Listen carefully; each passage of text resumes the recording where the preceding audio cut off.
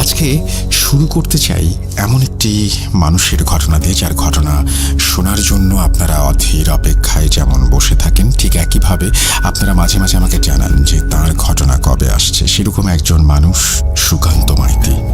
চলুন কথা না বাড়িয়ে তার ঘটনায় যাওয়া যাক।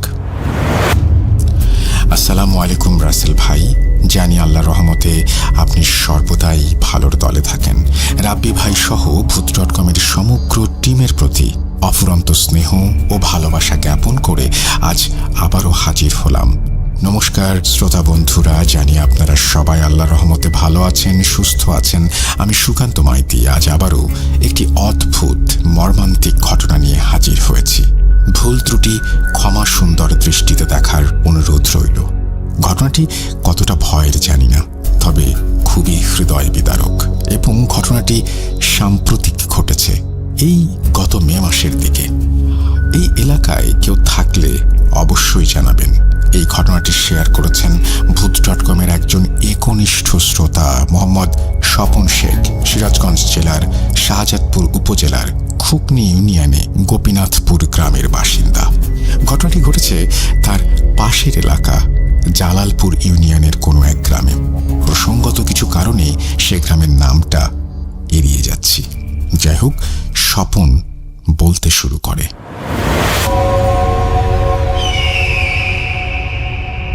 ঘটনা ঘটে মে মাসের প্রথমের দিকে। হঠাৎ করে দুইটি বাচ্চাকে খুঁজে পাওয়া যাচ্ছিল না। এই নিয়ে এলাকায় মাইকিং পর্যন্ত হচ্ছিল। ছেলে দুটো সম্পর্কে আপন খালাতো ভাই ছিল এবং বয়সও প্রায় একই, ওই ৩-৪ মাসের পার্থক্য আর কি। সেদিন রাত ভোর খোঁজাখুঁজি করেও ছেলে দুটোর হদিস মেলেনি। পরদিন সবাই দেখে যমুনা নদীর পার বাঁধার জন্য আমাদের এলাকায় যে প্রচুর বালির স্তূপ রাখা হয়েছিল, তার মাঝে একটি অগভীর ডোবা আছে। সেখানে বাচ্চা দুটোর লাশ ভেসে উঠেছে। বিষয়টাতে সবাই খুব অবাক হয়, কারণ গতরাতে ওই ডোবার মধ্যে নেমেও খোঁজা হয়েছে। মাত্র হাঁটু সমান পানি, এমনকি পাশে যমুনা নদীতে নেমেও খোঁজা হয়েছে, কিন্তু কোথাও পাওয়া যায়নি। এই নিয়ে এলাকার মানুষের মধ্যে অনেক তর্ক বিতর্ক শুরু হয়ে যায়। ডোবাটা খুবই অল্প গভীর, আর নদী থেকে ভেসে যে এখানে আসবে সেরকমও কোনো নালা বা খাল নেই। চারিদিকে বালুর স্তূপে ঘেরা। যাই হোক, পুলিশ এসে লাশ দুটোকে নিয়ে যায়। যদিও ময়না তদন্তে জানা যায় স্বাভাবিকভাবেই পানিতে ডুবেই মৃত্যু হয়েছে বাচ্চা দুটোর। এই মর্মান্তিক ঘটনা ঘটার 1 সপ্তাহ পর এলাকার পরিবেশ মোটামুটি স্বাভাবিক হলেও যে দুজন মা কোলের সন্তান হারিয়েছে তাদের অবস্থা খুবই বেহাল ছিল। আচ্ছা, এখানে বলে রাখি, ওই 2 বোনের মধ্যে বড় বোনের নাম রেহানা এবং ছোট বোনের নাম রোকসানা, ছদ্মনাম। তাদের মধ্যে রেহানার শ্বশুর বাড়ি আমার বাড়ি থেকে 1 কিলোমিটার দূরত্বে, আর রোকসানার বাড়ি নদীর ওপারে ওই 2-2.5 কিলোমিটারের মধ্যে, এবং তাদের বাপের বাড়িও আমাদের এলাকায়। আমার একটা চাউলের ব্যবসা আছে। দোকানটা আমাদের এলাকার বাজারেই। সেখান থেকে ছোট ব্যবসায়ী সহ এলাকার প্রায় সবাই পাইকারি ও খুচরো চাল কেনে। সেই সুবাদে এলাকার প্রায় সবার সাথেই আমার আলাপ বন্ধুত্ব গড়ে উঠেছে। রেহানা এবং রোকসানা আপার ছোট ভাই রাশেদ ভাইও আমার দোকানে চাল নিত। ঘটনার সপ্তাহখানেক পর একদিন রাশেদ ভাই চাল নিতে এলে আমি সেই মর্মান্তিক ঘটনার ব্যাপারে বিস্তারিত জানতে চাই। প্রথমে সে এড়িয়ে যায়, কিন্তু আমি একটু ধরাধরি করতেই এক প্রকার কান্নায় ভেঙে পড়ে। হাজার হোক, আপন রক্তের ছোট্ট 2 ভাগ্নের সাথে এরকম মর্মান্তিক ঘটনা ঘটে গেছে। আমি তাকে সান্ত্বনা দেওয়ার পর সে ধীর স্বরে বলতে শুরু করে। ঘটনার সূত্রপাত আজ থেকে প্রায় 8-9 বছর আগে। বড় আপু রেহানার বিয়ের 9-10 মাস পর ছোট আপু রোকসানারও বিয়ে হয় নদীর ওপারে পাশের গ্রামে। এরই মাঝে একটা সমস্যা দেখা দিতে শুরু করে। রেহানা আপা কোনোভাবেই সন্তান ধারণ করতে পারছিলেন না। প্রথমে বিষয়টা সবাই স্বাভাবিকভাবে নেয়। স্বাভাবিক নিয়মে দুলাভাই রেহানা আপুকে ডাক্তার দেখায়, কিন্তু ডাক্তারের রিপোর্টে কোনো সমস্যা পাওয়া যায় না। এরপরে দুলাভাই আপুকে সান্ত্বনা দেন এবং আশ্বস্ত করে ক্রমাগত চিকিৎসা করিয়ে যাচ্ছিলেন। তবুও আশানুরূপ কোনো ফল পাচ্ছিলেন না তারা। বোঝেনি তো, গ্রাম বাংলার মেয়ে, নানান রকম কথা শুনতে হয়। এক পর্যায়ে আপু নিজের থেকেই টুকিটাকি কবিরাজি চিকিৎসা শুরু করে, অথচ তাতেও কোনো ফল হয় না। আগেই বলেছিলাম ইতোমধ্যে রোকসানা আপুরও বিয়ে হয়ে গেছে, কিন্তু দেখা গেল 6-7 মাস কেটে যাওয়ার পর তারও বাচ্চা ধারণের কোনো লক্ষণ দেখা গেল না। একইভাবে ছোট দুলাভাই রোকসানা আপুকে ডাক্তার দেখায়, চিকিৎসায় সব কিছু ঠিক থাকলেও কোনো ফল মেলে না। সবাই দুশ্চিন্তায় পড়ে যায়। আপারা ভীষণ হতাশ হয়ে পড়েন, যেহেতু 2 আপার বিয়ে আমাদের এলাকাতেই হয়েছে, ফলে সবাই কম বেশি তাদের চেনে।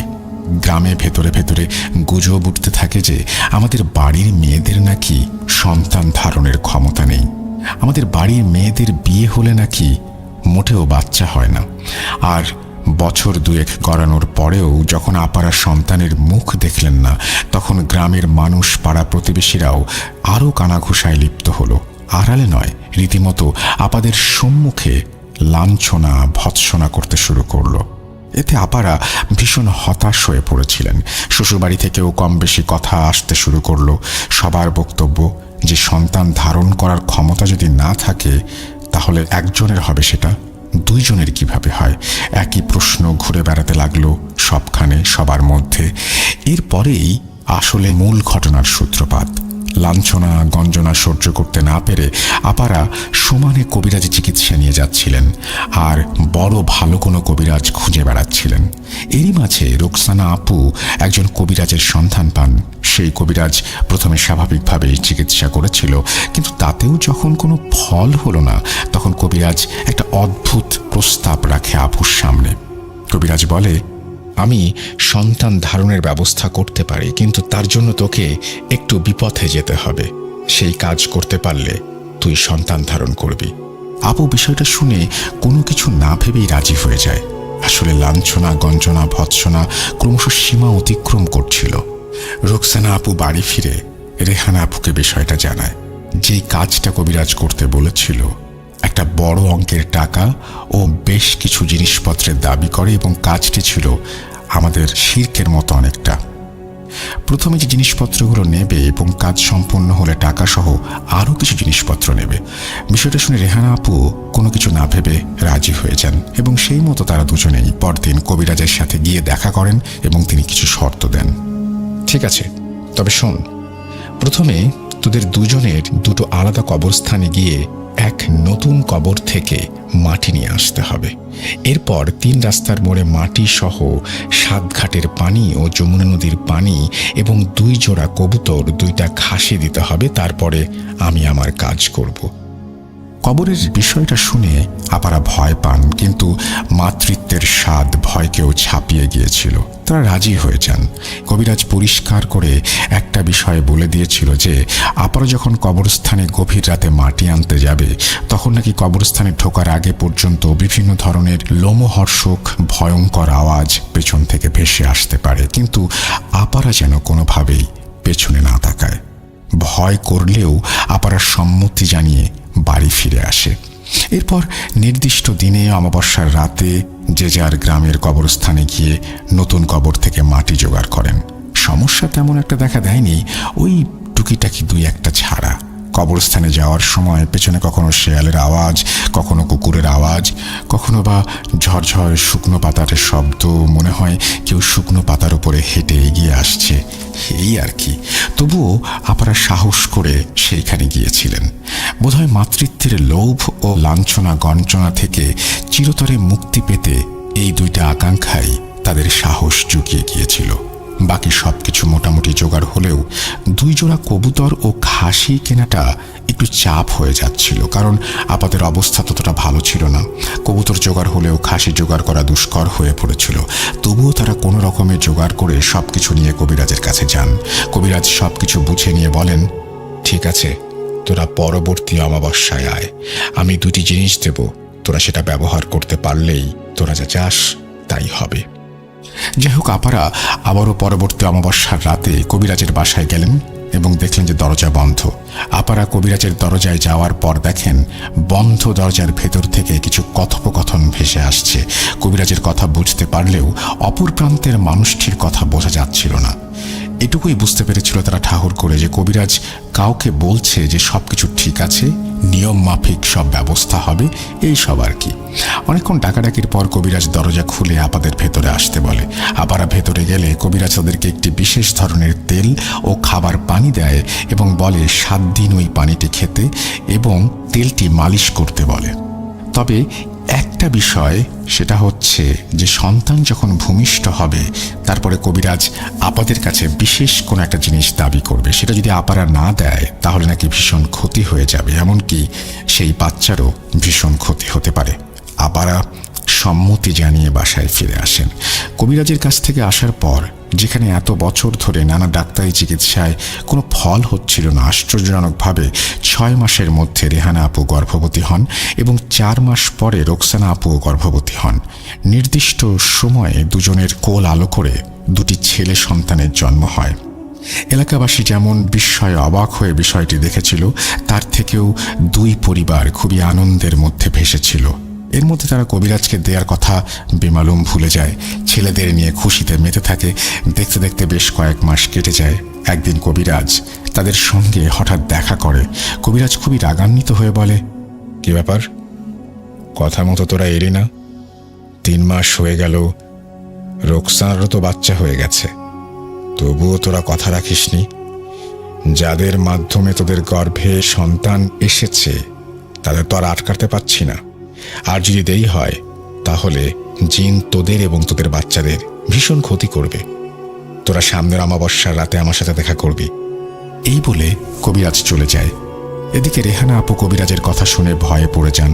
সত্যিই তো প্রায় 6 মাস কেটে গেছে। বড় আপার বাচ্চার বয়স 6 মাস, ছোট আপার বাচ্চার বয়স 3 মাস, কিন্তু তখনও পর্যন্ত তারা কেউই কবিরাজের কাছে যায়নি এবং তারা তার দাবি দাওয়াও পূরণ করেনি। আর দেরি না করে পরের অমাবস্যায় তড়িঘড়ি করে আপারা কবিরাজের বাসায় যান। সন্ধ্যা নামলেও তখনও পশ্চিমের আকাশে হালকা রক্তিম আভার রেশ ধীরে ধীরে অমাবস্যার অন্ধকারে ডুবছিল। তারা এবারে কবিরাজের বাড়ির দরজার বাইরে কিছু ফিসফিস কথা শুনতে পায়। এবারেও কবিরাজের কথা বুঝতে পারলে অপর প্রান্তে থাকা ব্যক্তিদের কথা শোনা যাচ্ছিল না। তবে এটুকু আপারা আন্দাজ করতে পারছিলেন ভেতরে কেউ কবিরাজের সঙ্গে তুমুল ঝগড়া করছে। বেশ কিছুক্ষণ এইভাবে চলার পর কবিরাজ হঠাৎই দরজা খুলে আপাদের সামনে দেখে আতঙ্কে বিস্ময়ে চেঁচিয়ে ওঠেন, এই তোদের জন্য আজকে আমার এই দুর্দশা। তোরা যদি দ্রুত আমার বলা শর্তগুলো পূরণ না করিস তাহলে কিন্তু ফল ভালো হবে না। আমি মরতে নারাজ। নিজের প্রাণ বাঁচাতে আমি সেই শয়তান জিনদের তোদের বাচ্চাদের পেছনেই লেলিয়ে দেব, এই বলে রাখলাম। আপারা পরিষ্কার করে কবিরাজের কাছে শুনতে চায় যে কি চায় সে। কবিরাজ ভয়ার্ত কণ্ঠে বলে, সেই শয়তান জিনগুলো এখন খেপে গেছে। এদের শান্ত করতে হলে তোরা 2 বোন মিলে 2 মণ করে 4 মণ মিষ্টি, 2 জোড়া রাম ছাগল অবশ্যই দিবি। 2 জোড়া রাম ছাগলের মূল্য বাংলাদেশি টাকায় প্রায় 3 থেকে 4 লক্ষ টাকা এবং মিষ্টির দামও নেহাত কম নয়। আগেই বলেছি 2 বোনের অবস্থা ততটা সচ্ছল ছিল না। এতগুলো টাকা একসঙ্গে তারা বের করতে পারবে? আপারা বিনীতভাবে অনুরোধ করে কবিরাজকে বলে যদি টাকাটা কিছুটা কমানো যায় তাহলে এটা তাদের পক্ষে দেয়া সম্ভব হবে, না হলে সম্ভব না। সেই কথা শুনে কবিরাজ আবারও চরম খেপে যায় এবং চেঁচিয়ে উঠে বলে, তোদেরকে আগেই বলেছিলাম যা চাইবো শর্ত মাফিক তাই দিতে হবে, নইলে ভীষণ বিপদ। তোরা যদি এখন রাজি না থাকিস তাহলে তোদের বাচ্চাদের প্রাণ নিয়ে টানাটানি হবে। এই পর্যায়ে রেহানা আপু চুপ থাকলেও রোকসানা আপু রীতিমতো রেগে যায় এবং বাত বিতণ্ডার ঝগড়াঝাটি শুরু করে দেয় কবিরাজের সাথে। আপু চেঁচিয়ে বলে ওঠে, যত সব ভণ্ডামি! আল্লাহ যদি বাচ্চা না দেয় তাহলে কি বাচ্চা হতো? তোমার এই ভণ্ডামি বন্ধ করো, এত কিছু দেওয়া আমার পক্ষে সম্ভব না। আরও কিছু কথা কাটাকাটির পর আপু ভীষণভাবে খেপে গিয়ে কবিরাজের সামনে যত জিনিসপত্র ছিল সব লণ্ডভণ্ড করে, লাথি মারে। রেহানা আপুকে নিয়ে সেখান থেকে তারপরে চলে আসে। আসার সময় কবিরাজ পেছন থেকে চেঁচিয়ে বলে, ঠিক আছে যা যা, তোদের কিছু দিতে হবে না, খুব শীঘ্রই তোরা টের পাবি। আরও বেশ কয়েক মাস কেটে যায়। বাচ্চারা তখন ধীরে ধীরে হামাগুড়ি দিতে শুরু করে। এরই মাঝে একটা অদ্ভুত বিষয় শুরু হয়। একদিন রেহানা আপু দেখে ছেলে হঠাৎই সন্ধ্যার পর থেকে ভীষণ কান্নাকাটি করে। সে কান্না থামতেই চায় না, সারা রাত কান্না করে। আপু বেশ দুশ্চিন্তায় পড়ে যায়। পরদিন রোকসানা আপুকে ফোন দিয়ে সব বলে। তার আগে রোকসানা আপু একই কথা বলে ওঠে। বাচ্চা দুটো প্রায় 1-1.5 কিলোমিটার দূরত্বে দুটো আলাদা আলাদা বাসায় বড় হচ্ছে, তা সত্ত্বেও একই সময়ে সন্ধ্যার পরে কেন বাচ্চা দুটি প্রচণ্ড কান্না করে? মানে সে কান্না থামানো যায় না। এভাবে আরও বেশ কয়েকদিন কেটে যায়। ডাক্তার দেখিয়ে তবুও কোনো মতেই বাচ্চা দুটোকে সামলানো যাচ্ছিল না। নিয়ম করে প্রতিদিন সন্ধ্যার পরেই বাচ্চা দুটো কান্না শুরু করত। সেই কান্না ধীরে ধীরে বাড়তে থাকে, যেন মনে হয়েছে বাচ্চা দুটো কোনো কিছুর আতঙ্কে কান্নাকাটি করছে। ওইটুকু শিশু দোলনায় ঘুমানোর সময় হঠাৎ ঝাঁকুনি দিয়ে জেগে উঠে কান্না শুরু করত। এইভাবে বেশ কয়েকদিন চলার পর বাচ্চা দুটো ভীষণভাবে দুর্বল হয়ে পড়ে। হাড়গোড়গুলো বেরিয়ে আসে, কেবলই যেন চামড়া দিয়ে ঢাকা আছে জীবন্ত প্রাণ দুটি।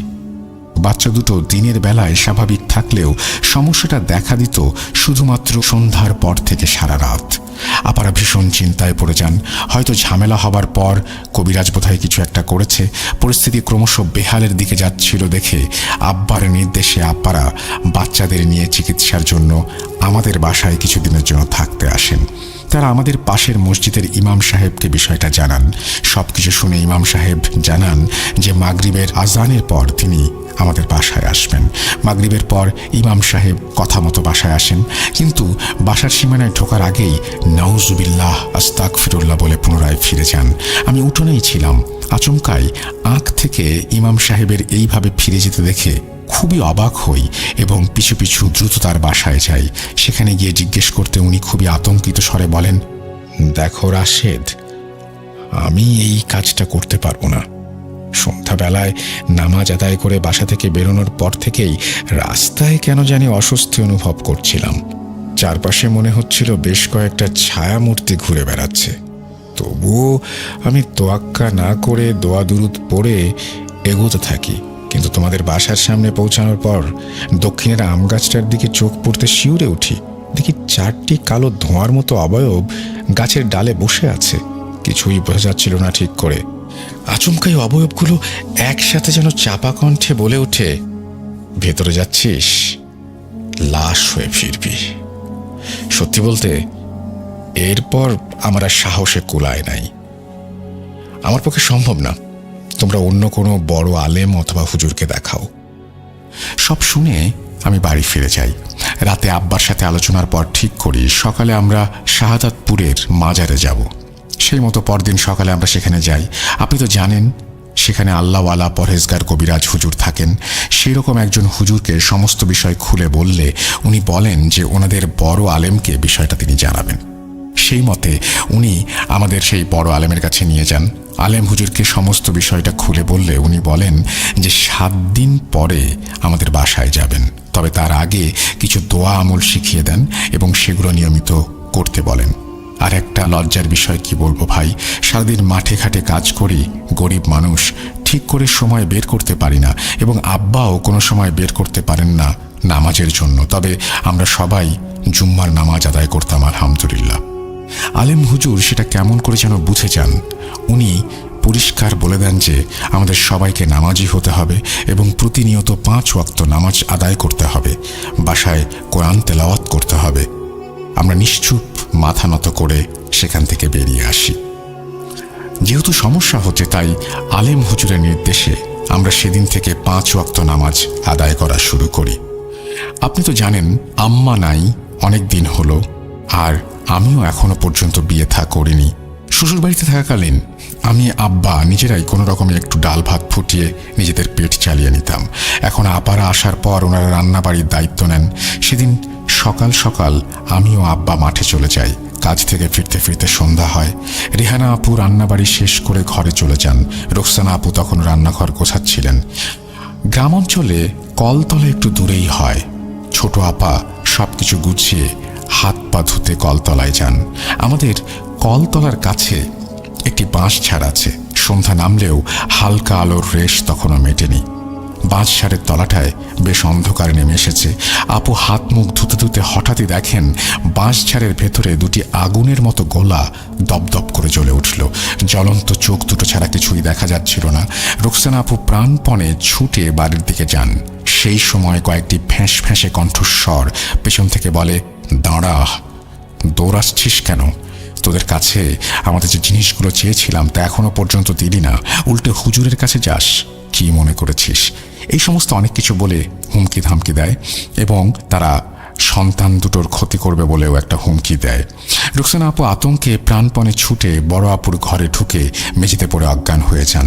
আমরাও ফিরে এসেছি। ততক্ষণে কি হলো কিছুই বুঝে উঠতে পারছিলাম না। রেহানা পাশে বসে খুব কান্নাকাটি করছিল, পানি ছেটাচ্ছিল, তবুও জ্ঞান ফিরছিল না ছোট আপুর। অনেক তদবির করে শেষমেশ রুকসানা আপুর জ্ঞান ফেরে। জ্ঞান ফিরতেই ছোট আপু ভীষণ কান্নাকাটি শুরু করে দেন এবং কল তোলার বিষয়টা বলেন। আব্বা, আমি, রেহানা আপু কোনো মতেই তার কান্না থামাতে পারছিলাম না। রেহানা আপু নিজেও কাঁদতে কাঁদতে বীর বীর করে কিছু বলছিল। তাদের দুজনকে ভীষণ ভয়ার্ত দেখাচ্ছিল। আব্বা সান্ত্বনা দিয়ে বলে ওঠেন, চিন্তা করিস না, চিন্তা করিস না আম্মা, এগুলো তোর মনের ভুল। যদি কিছু ঘটতো তাহলে রেহানাও শুনতে পেত। বাচ্চাদের নিয়ে চিন্তা করিস, তাই এরকম ভয় পাস। ইনশাল্লাহ হুজুর সব ঠিক করে দেবেন। আর তোরা কি সব বলছিস আমি কিছু বুঝতে পারছি না। কি বলছিস তোরা? জিনে জিনে কি করেছে? কবিরাজের সাথে ঝগড়া, এসব কি? ঠিক সেই সময় কান্না থামিয়ে ধীরে ধীরে রেহানা আপু সবকিছু খুলে বলেন। তখনই আমি জানতে পারি বিষয়টা। এর আগে আমি আব্বা কেউই জানতাম না এভাবে তারা শিরকের কাজ করেছেন। এখন আর কি করা? আব্বা দুঃখের স্বরে বলেন, চিন্তা করিস না, সবকিছু ঠিক হয়ে যাবে, দাদাদের কিচ্ছু হবে না ইনশাল্লাহ। এই 7 দিনে আর তেমন কিছু না ঘটলেও বাচ্চাদের কান্নার পরিমাণ ক্রমশই বাড়ছিল। 7 দিন পর মাগরিবের আজান শেষ হলে আলেম হুজুর আমাদের বাসায় আসেন। তিনিও বাসার সীমানায় ঢোকার আগে বেশ কিছু নানাবিধ দোয়া দুরুদ পড়ে তারপরে বাসায় প্রবেশ করেন। প্রবেশ করার পর হুজুর ঘুরে ঘুরে সবকিছু দেখছিলেন। বাচ্চাদের কাছে গিয়ে অবাক হয়ে যান। দেখেন আসলেই বাচ্চাগুলো ভীষণ কান্নাকাটি করছে, শরীর যেন কঙ্কালের ওপরে চামড়া জড়ানো। হুজুর সাথে করে তেল পরা নিয়ে এসেছিলেন। কিছু দোয়া দুরুদ পড়ে বাচ্চাদের নাকে, বুকে, মুখে মালিশ করে দেন। সবাই অবাক হয়ে দেখলাম এতদিন ধরে বাচ্চাদের যে কান্না সন্ধ্যার পর থেকে থামানো যেত না, সেই বাচ্চারা হঠাৎই শান্ত হয়ে যায়। হুজুর আপুদের উদ্দেশ্য করে বলেন, এবার তোমরা বাচ্চা দুটোকে কিছু খেতে দাও, ইনশাল্লাহ খাবে। এরপর আরও কিছুক্ষণ বাড়িঘর দৌড় দেখে হুজুর চুপচাপ যাওয়ার জন্য প্রস্তুত হন। আর আব্বাকে বলেন, কালকে আপনাদের মধ্যে কেউ একজন আমার সঙ্গে যেন দেখা করেন, কিছু জানানোর আছে, আজ বলবো না। এরপর উনি সালাম জানিয়ে চলে যান। পরদিন সকাল সকাল যথারীতি আমি আলেম হুজুরের কাছে যাই। যাওয়ার পর উনি বেশ গম্ভীর স্বরে কিছু কথা বলেন। দেখো, গত রাতে আমি তোমাদের বাড়ি যাবার পর কেমন যেন একটা অস্বস্তি অনুভব করেছিলাম, যেন সারাক্ষণ পাশে কেউ ঘোরাঘুরি করছে। 3-4টে ছায়া সম্ভবত। এমনকি ফেরার সময় গাড়িতে ওঠার পরও মনে হলো কেউ আমার পাশে বসে আছে, কিন্তু কাউকে দেখা যাচ্ছিল না। আমার সহচরী ছাত্র জিনদের আহ্বান করতে ওরা এসে জানায় যে তোমাদের বাসার মধ্যে 4টি কালো ছায়াকে তারা ঘুরতে দেখেছে। তারা এও জানায় যে ফেরার সময় কালো ছায়াগুলো ভীষণ বিদ্রূপ করে গালাগালি করেছিল, এমনকি আমাকে নাকি শেষ করে দেবে হুমকিও দিয়েছিল। কিন্তু আপাতত তারা আমার কোনো ক্ষতি করতে পারেনি। আসলে আমার ছাত্র জিনেরা সবসময় আমাকে সুরক্ষা দিয়ে থাকে। রাতে তারা এসে জানায় যে তোমার 2 বোন নাকি শিরক পদ্ধতিতে গুনাহ করেছে। যেহেতু স্বাভাবিক নিয়মে সন্তান ধারণ করতে পারছিল না, তাই কোনো এক লোভে নিকৃষ্ট কবিরাজের সাহায্যে সেই 4টি শয়তান জিনের সাহায্য নিয়েছিল। পরবর্তীতে কবিরাজের শর্ত মাফিক 2 জোড়া রাম ছাগল, 2 মণ মিষ্টি জিনদের দেওয়ার কথা ছিল, কিন্তু না দেয়ায় জিনগুলো অসন্তুষ্ট হয়েছে। এদিকে তোমার বোনেরা কবিরাজকে ভণ্ড ও নানাবিধভাবে অপমান গালিগালাজ করেছে। কবিরাজ খেপে গিয়েছে এবং জিনদের তোমাদের বোনদের পেছনে লাগিয়ে দিয়েছে। এই জন্য শয়তানগুলো তোমাদের বাসার থেকে সারাক্ষণ বাচ্চাগুলোকে ভয় দেখায়, তাই বাচ্চারা ওইরকম আতঙ্কে কেঁদে ওঠে। জিনগুলো ভীষণ শক্তিশালী। জানি না আমি কতটা করতে পারবো। তোমরা শরিয়া নিয়মে বিভিন্ন আমল করতে থাকো, কোরআন তেলাওয়াত করো, ইনশাল্লাহ সব ঠিক হয়ে যাবে, চিন্তা করো না। ইনশাল্লাহ 2 দিন পর আমি তোমাদের বাসায় যাব। আমি সবকিছু শুনে নীরবে সেখান থেকে চলে আসি। এর 2 দিন পর হুজুর আমাদের বাসায় আসেন এবং 2টি গোল গন্ডি কেটে কিছু আমল করে রেহানা আপু এবং রুকসানা আপুকে তার মধ্যে বসিয়ে দোয়া পড়ে সেই শয়তান জিনগুলোকে তাদের মধ্যে আহ্বান করেন। জিনগুলো আপুর শরীরে আসার সময় চারিদিকের পরিবেশটা যেন তোলপাড় হয়ে যাচ্ছিল, যেন ভূমিকম্প হচ্ছিল। ওরা আপুদের শরীরের ভেতরে এসে যথারীতি আগের মতন হুজুরকে গালাগালি করে, চেঁচামেচি করে, বলে এরা আমাদের শর্ত মানেনি, তাই বাচ্চা দুটোকে নিতে এসেছি। এবং যে দৃশ্য সেখানে ঘটছিল তা দেখে আতঙ্কে গায়ে কাঁটা দিয়ে ওঠে। আবার মুখ খোলা, ঠোঁট জিভ কিছুই নড়ছে না, অথচ মুখের ভেতর থেকে একসঙ্গে অনেকগুলো ফ্যাঁস ফ্যাঁসে কণ্ঠস্বর বেরিয়ে আসছে। হুজুর তাদের বোঝায় এবং বলে, দেখো ওরা গরিব মানুষ, এদের পক্ষে 5-6 লক্ষ টাকা জোগাড় করা দুষ্কর, এরা কি করে এত কিছু দেবে, এদেরকে মাফ করে দাও। কিন্তু জিনেরা মানতে নারাজ। শেষমেশ হুজুর রেগে গর্জে ওঠেন, দেখো দুনিয়া আল্লাহর কালামের, আমি চাইলে তোমাদের পিটিয়ে তাড়িয়ে দিতে পারি। তবুও জিনেরা শোনে না, হুজুরের সঙ্গে ঝগড়া করতে শুরু করে। এক পর্যায়ে হুজুর রেগে গিয়ে কিছু তদবির করে ঝোলা থেকে একটি বিশেষ লাঠি বের করে তাদের পেটাতে শুরু করে। আশ্চর্যের বিষয় হলো, জোরে জোরে পেটানোর সত্ত্বেও আপারা যে কাঁদছিল, যেন মনে হচ্ছিল তারা না, তাদের ভেতর থেকে একসাথে অনেকগুলো মিশ্রিত কণ্ঠস্বর কান্নার সুরে বেরিয়ে আসছিল। এই সব বেশ কিছুক্ষণ চলার পর আমাদের ভেতর থেকে শয়তানগুলো একসাথে চেঁচিয়ে বলে, ঠিক আছে আমরা চলে যাচ্ছি, কিন্তু এর প্রতিশোধ একদিন না একদিন আমরা নেবই। প্রত্যুত্তরে হুজুর চেঁচিয়ে বলে ওঠে, তোরা কিছুই করতে পারবি না, আল্লাহ ভরসা। ঠিক সেই মুহূর্তে রেহানা আপু, রুকসানা আপু মাটিতে লুটিয়ে পড়েন। প্রায় ঘণ্টাখানেক পর আপুদের জ্ঞান ফেরে। এরপর হুজুর তাদের বেশ কিছু আমল শিখিয়ে দেন এবং বলেন সেগুলো নিয়মিত পালন করতে, তাহলে আর কোনো সমস্যা হবে না ইনশাল্লাহ। হুজুর এও বলেন যে ওনার ছাত্র জিনেরা সবসময় বাচ্চাদের পাহারা দেবে। এরপর থেকে হুজুরের কথা মতো আপারা নিয়মিত তদবির আমল করতে শুরু করেন, 5 ওয়াক্ত নামাজ পড়েন। এদিকে ধীরে ধীরে বাচ্চারাও সুস্থ থাকে, স্বাভাবিকভাবেই বড় হচ্ছিল। এইভাবে বেশ কিছু বছর কেটে যায়, কোনো সমস্যা হয় না। বর্তমানে এই অঘটনের প্রায় 3-4 মাস আগে হুজুর স্বাভাবিক বার্ধক্যজনিত কারণে ইন্তেকাল করেন। ঠিক তারপর থেকেই আবারও সমস্যাগুলো দেখা দেয়। কিন্তু এতগুলো বছর স্বাভাবিকভাবে কেটে যাওয়ার ফলে আপারা ও আমরা কেউই ধারণা করতে পারিনি যে শয়তান জিনগুলো আবারও ফিরে আসবে। তবে বাচ্চা দুটো খেলতে গেলে মাঝে মাঝে ফিরে এসে আম্মাদের জানাতো তাদেরকে 4 জন মানুষ প্রায়ই ডাকে, এসো এসো আমাদের সঙ্গে, এসো খাবার দেব, খেলনা দেব,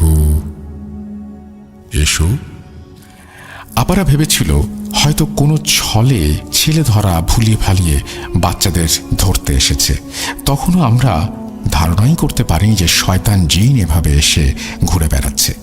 আপারা বাচ্চাদের যথারীতি বুঝিয়ে দেন যে এরকম কোনো মানুষ যদি লজেন্স, খেলনা, মিষ্টি দিয়ে ডাকে তাহলে যেন তারা না যায়। এরই মাঝে একদিন ভাগ্নে দুজন আমাদের বাড়িতে বেড়াতে আসে। তার ঠিক 3 দিনের মাথায় অঘটন ঘটে যায়। সারাদিন মাইকিং হয়, এলাকায় খোঁজাখুঁজি হয়, কিন্তু ভাগ্নে দুজনের কোথাও খোঁজ পাচ্ছিলাম না। আশেপাশের সমস্ত ইউনিয়ন খুঁজে দেখি, কিন্তু খুঁজে পাই না। দেখতে দেখতে রাত হয়ে আসে, তবুও আমাদের খোঁজা শেষ হয় না। এদিকে আপারা কাঁদতে কাঁদতে প্রায় অজ্ঞান হয়ে মাঝরাতে হঠাৎই দুজনে একসাথে চেঁচিয়ে জেগে ওঠে এবং হাউমাউ করে কাঁদতে থাকে। আপাদের একটু ধাতস্থ করে জানতে পারি যে স্বপ্নে তারা দেখেছে 4 জন শয়তান জিন এসে আপুদের বলছে, তোদের বলেছিলাম না প্রতিশোধ নেবই, প্রাপ্য বুঝে নেব। এই বলে রাশেদ ডুকরে কেঁদে ওঠে। আমি তাকে শান্ত করে বাড়ি পাঠাই। এই ছিল ঘটনা ভাইয়া। কতটা ভয়ের জানি না, তবে বিষয়টা খুবই মর্মান্তিক। অত্র এলাকার কেউ শুনলে অবশ্যই বিষয়টা সম্পর্কে অবগত থাকবেন। এই বলে স্বপন থামে।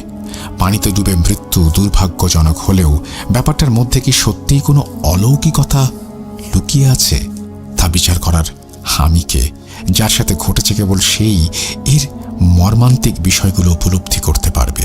আল্লাহ নিষ্পাপ শিশু দুটিকে জান্নাত দান করুন, আমিন। স্বপন ঘটনা পরবর্তী বাচ্চা দুটোর ছবি দিয়েছিল, যা খুব মর্মান্তিক। আপনাকে পাঠালাম। আজ এই পর্যন্তই। আবারও হাজির হব অন্য কোনো এপিসোডে। ভালো থাকুন, সুস্থ থাকুন, ভূত.com-এর সাথে থাকুন। আল্লাহ হাফেজ। এই বলে সুকান্ত মাইতি তার ঘটনা শেষ করেছেন। আশা করছি তার ঘটনা আপনাদেরও ভালো লেগেছে। আমরা চলে যাব আমাদের পরবর্তী ঘটনায়। আশা করছি প্রথম থেকে শেষ পর্যন্ত ভূত.com-এর সাথে থাকবেন আপনারা। চলুন পরবর্তী ঘটনায় যাওয়া যাক।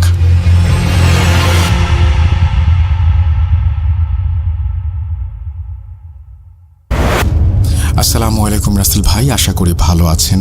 আপনি বরাবরই ভালোর দলের লোক।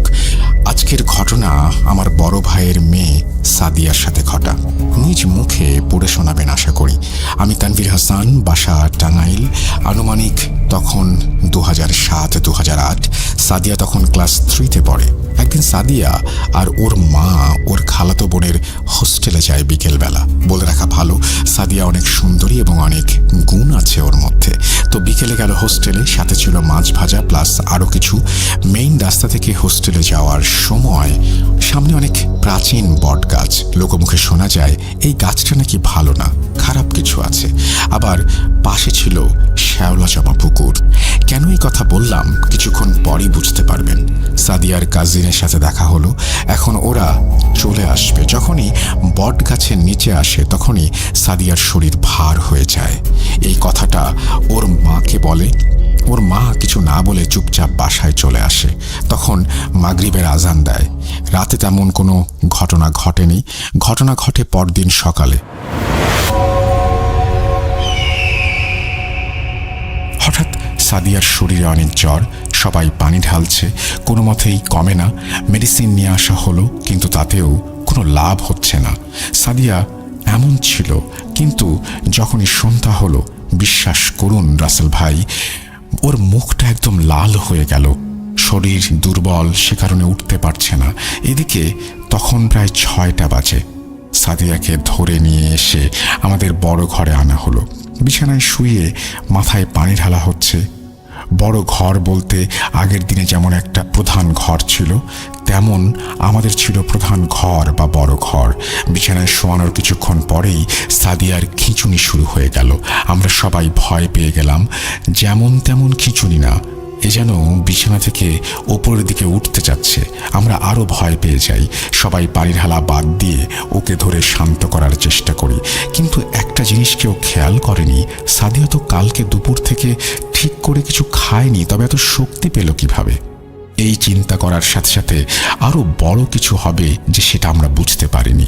সাদিয়া শুয়ে থাকা অবস্থায় উঠে দাঁড়িয়েছে। আমরা সবাই অনেক ভয় পেয়ে যাই। সবাই ওকে চাপ দিয়ে বিছানায় বসাই। বিশ্বাস করবেন না, ওর শরীরে এত জোর আমরা 5-6 জন ধরে রাখতে পারছি না। সে উঠে চলে যায়, মুখ একদম লাল। তখন আমাদের বুঝতে বাকি রইল না যে ওর ওপরে খারাপ কিছু ভর করেছে। তখন আম্মু বললেন, কালকে আমি ভাজি মাছ নিয়ে গিয়েছিলাম কলেজের হোস্টেলে। তখন সাদিয়া বলছিল ওর শরীর কেমন যেন লাগছে। আমি বুঝতে পারিনি এমন কিছু হবে। সবাই কান্নাকাটি করছে, কি করব এখন কিছুই বুঝতে পারছি না। হঠাৎ একজন জানায় আমাদের পাশের এলাকা পালপাড়ায় এমন একজন কবিরাজ আছে যে এইসব নিয়ে কাজ করে।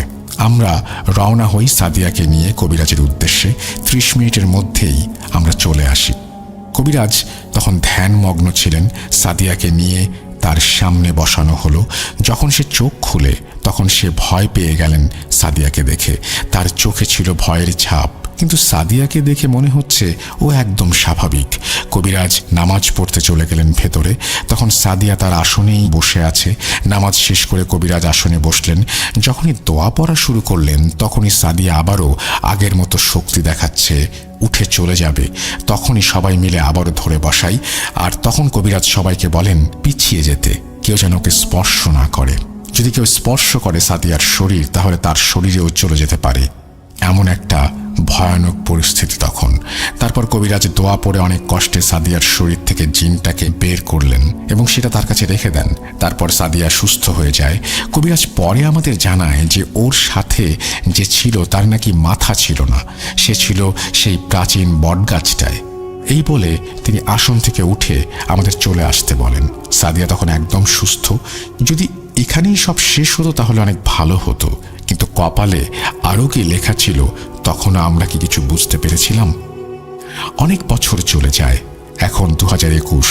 সাদিয়া মেডিকেলে পরীক্ষা দেবে। আগেই বলেছি ওর অনেক গুণ। এটাও ওর গুণ ছিল, ও লেখাপড়ায় ভালো। পরীক্ষার ঠিক 6 মাস আগে আবার হঠাৎ আগের মতো জ্বর, মাথা ব্যথা, অনেক বেশি অসুস্থ হয়ে পড়ে। অনেক ডাক্তার দেখানো হলো, সবাই বললেন বেশি পড়ার চাপে নাকি ওর নার্ভে সমস্যা হয়েছে। আমরা ধানমন্ডি একটা হসপিটালে নিয়ে যাই, তাকে দেখাই। অনেক মেডিসিন তারা অ্যাডভাইস করে। কয়েকদিন ঠিক ছিল, কিন্তু কয়েকদিন পর আবারও আগের মতো অবস্থা হয়ে গেল। এবার আরও ভয়ানক হয়ে গেল অবস্থা। এখন শরীর কাঁপুনি দিয়ে জ্বর আসে, 1 ঘন্টা পরেই সে উঠে বসে থাকে। আমরা খেয়াল করলাম সে কথা বলতে পারছে না, কানেও শুনতে পারছে না। আমরা অনেক ভয় পেয়ে যাই। আমরা এই কাহিনীগুলো জানতে পারছি সাদিয়ার হাতের লেখায়। হ্যাঁ, ও খাতায় লিখে লিখে দেখিয়েছে, মেসেঞ্জারে মেসেজও করেছে আমাকে যে সে কিছু শুনতে পারছে না, কথা বলতে পারছে না, তার মাথায় অনেক ব্যথা, আরও অনেক কিছু। কিছুটা এমন তার মাথায় মনে হচ্ছে কেউ মরিচ ঘষছে, কাঁচা মরিচ, মগজ বের করে কেউ যেন সেখানে মরিচ মিশিয়ে দিচ্ছে। এগুলো বলার পরেই শুরু হলো আসল কাহিনী। সাদিয়ার নিজের হাতের ভেইনগুলো নিজেই টেনে ছিঁড়তে যায়, আমরা আটকাই। মাথায় যখন ব্যথা করে অনেক বেশি, তখনও মাথায় চুলগুলো টেনে ছিঁড়তে চায়। রক্ত বেরিয়ে এসেছিল একবার। 5-6 জন মিলে আমরা ওকে ধরে রেখেছিলাম। এক মুহূর্তের জন্য হাত ছাড়লে নিজের হাত নিজেই কামড়ে ছিঁড়তে চায়, চুল ছেড়ে। যখন সে নিজের চুল ধরে আমরা কেউ ছাড়াতে পারি না, অনেক দোয়া কালাম পড়ি, তখন সে ছেড়ে দেয়। এইভাবে 2-3 দিন চলতে থাকে। এবার সবাই ওর সাথে আমরা অসুস্থ হয়ে যেতে শুরু করি। কি করব বুঝতে পারছি না, ছোটাছুটি কম করলাম না। এরই মধ্যে মনে হয়েছে সেই কবিরাজের কথা। তার খবর নিতে পাঠালাম একজনকে। তিনি বললেন কবিরাজ নাকি তার 1-2 বছর পরেই মারা গেছেন, সব জিনগুলোকেও মুক্ত করে দিয়েছেন। সেই জিনটাই আবার এসেছে সাদিয়ার কাছে, তাই এমন করছে। আমরা সবাই ভয় পেয়ে যাই। কাছের অনেক হুজুরকে দেখাই, লাভ হয় না কোনো। কয়েকদিন পর এক ইমামের খোঁজ পাই, তার কাছে নিয়ে যাই। সেখানে নেয়ার জন্য সাদিয়াকে বলা হলে সে না করে দেয়, কোনো মতেই সে যাবে না তার কাছে। তখন ইমাম সাহেবকে ভিডিও কল দেয়া হয়। ইমাম ওখানে বসে দোয়া দরুদ পড়ে ফু দেন এবং একটু শান্ত করেন। তখন নিয়ে যায় ওকে। অনেক সূরা পড়ে, অনেক লড়াই করে সেই জিনটাকে হুজুর আটকাতে সক্ষম হন। তারপর সাদিয়াকে বাসায় নিয়ে আসা হয়। তখনও সব ঠিক হয়নি। সাদিয়া কথা বলতে পারত না, তখনও কানেও শুনতো না। আমাকে বলছে খাতায় লিখে আমাদের ঘরের সামনে মেহেদি গাছ কেটে ফেলতে হবে, এখানেই নাকি জিনটা থাকতো। যদি না কাটি তাহলে আবার সেই জিনটা আসবে, আরও বড় ক্ষতি হবে। সবাইকে নামাজ পড়তে হবে, তাহলে সে আর আসবে না, এমন কিছু একটা। আমরা সাথে সাথে সেই মেহেদি গাছটা কেটে ফেলি। একটু পরেই খবর পাই সাদিয়া কানে শুনতে পাচ্ছে। আমরা সবাই খুশি। পরের দিন আর একটা কান খুলে যায়, কথাও বলতে পারে। এই ছিল আমাদের সাথে ঘটে যাওয়া মর্মান্তিক দুর্ঘটনা। আল্লাহ সবাইকে রক্ষা করুন। থ্যাংক ইউ ভেরি মাচ আপনার ঘটনার জন্য। এবং খুবই অদ্ভুত টাইপের একটা ঘটনা। এবং একটা মানুষ হঠাৎ করেই কথা বলতে পারবে না, কানে শুনতে পারবে না, এরকম একটা পরিস্থিতির সম্মুখীন হবে। এবং এই প্রথম শুনলাম তেঁতুল গাছ নয়, বট গাছ নয়, অন্য কোনো গাছ নয়, মেহেদি গাছ কেটে ফেলতে হবে যাতে জিন আবার সেখানে ফিরে আসতে না পারে। একটু অন্যরকম ঘটনা তো বটেই। এবং আমিও এটা নিজে শুনেছি যে অনেক সময় এরকম হয় যে একজন কবিরাজ বা একজন হুজুর যখন তিনি মারা যান তখন তিনি অনেক জিনকে মুক্ত করে দিয়ে যান, এবং সেইগুলোর কারণে পরবর্তীতে অনেক ঘটনাই ঘটে এবং সেগুলো খুবই স্বাভাবিক নিয়মেই ঘটে। এখানেও সেরকমই একটা কিছু ঘটেছে। যদিও এই সমস্ত সম্পর্কে আমার জ্ঞান খুব সীমিত।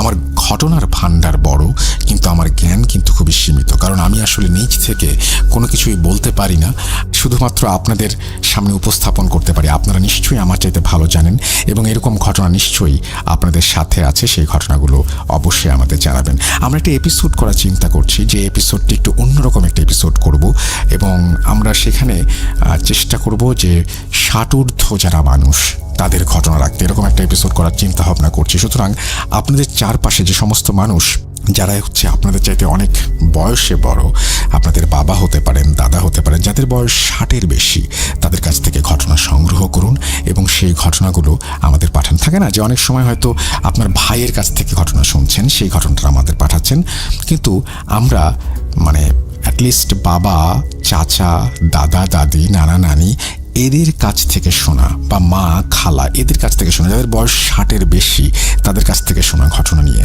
একটা সিরিজ করতে চাই। যদি আপনারা আমাদের সাহায্য করেন, ডেফিনেটলি আমরা চমৎকার একটা সিরিজ আপনাদের উপহার দিতে পারবো। আপনারা শুনছেন ভূত.com, আমি রাসেল আছি সাথে, এবং আমাদের ইমেল অ্যাড্রেস হচ্ছে rasel.bhoot.com@gmail.com, যেখানে আপনার ঘটনাগুলো পাঠাতে হবে।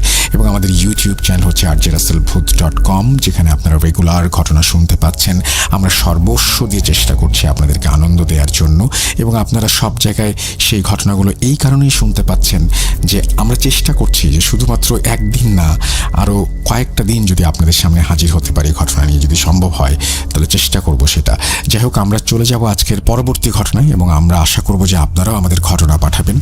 কথা না বাড়িয়ে চলুন ফিরে যাওয়া যাক পরবর্তী ঘটনায়।